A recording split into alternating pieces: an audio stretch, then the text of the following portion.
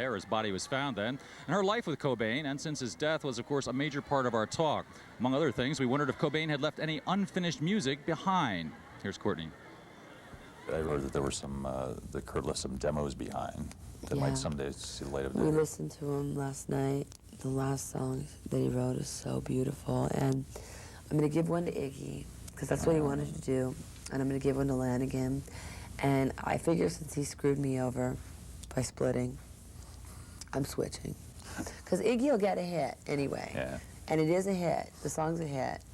But Lanigan is so great, and Kurt loved Lanigan so much that I'm going to give him Opinion. And then Iggy, I'll give Talk to Me, which is on an Italian bootleg. And it's real Devo. It's cool, and Iggy will like it. You know, and the other one, the last one, is so weird because it's so damn beautiful. And it's so ironic because it's so happy. It's a very white album. It deserves to not be given to anybody, and it's just lo-fi. And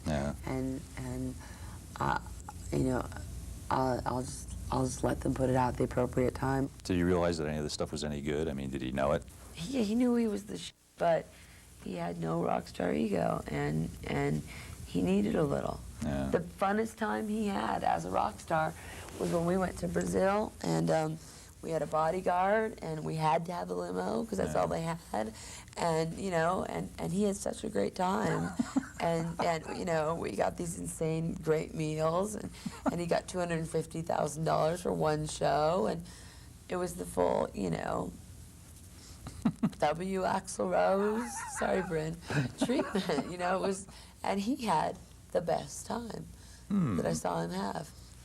But to admit it, you know, when I've seen other people, or when I'm just seeing the way that like Trent is treated, or seeing the way like the Smashing Pumpkins are treated, you know, I was on the Smashing Pumpkins bus from one city to another, and I didn't have to carry my bag in. Right. And it was insane. and Kurt, you know, would carry his bag up cobbled Parisian streets. You know, and he was scrawny, you know, carried this huge suitcase because everything had to be punked. I don't think Kurt wants to be standing in a bardo at the gate as the patron saint of drugs. Beautiful losers. Beautiful losers, suicide, and heroin. I don't think Kurt wants to be there. I know that wherever he is, a lot's dissipated, but there's a major guilt left behind, and he's got to have his dignity restored and his true self. And he could be a real grumpy bastard, but that was part of his power. You know, without saying a word, he could make the whole room feel like shit. You know, and he also had an intense narcissism, like, you're coming to me. But he also didn't have one atom of rock star ego, and he needed it. He didn't give himself enough credit. I mean, he knew he was the shit. At the same time, he didn't give himself. I mean, he prayed every night. He taught our daughter how to pray.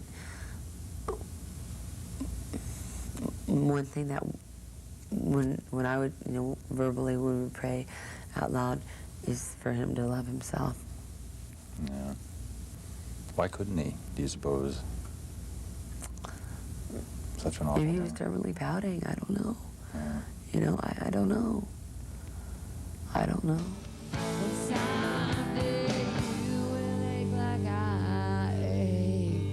I resent being a role model for marrying a rock star. I want to slap girls when they do that to me. I really do. That's disgusting. Do people come up and say that to you? They write me letters about it, and they say it. Or they'll say, you're my hero, and I'll be, why? Because you have everything. The cosmopolitan dream. Yeah.